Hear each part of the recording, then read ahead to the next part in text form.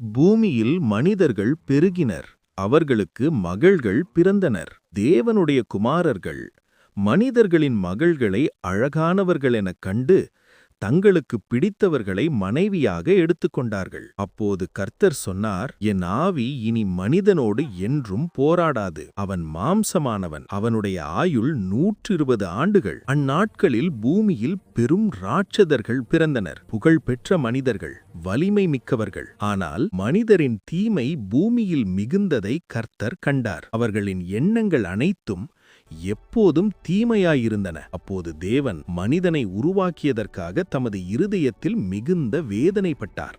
கர்த்தர் கூறினார், நான் உருவாக்கிய மனிதனை பூமியிலிருந்து அழிப்பேன். மிருகங்கள், பூச்சிகள், பறவைகள் அனைத்தையும் அழிப்பேன்.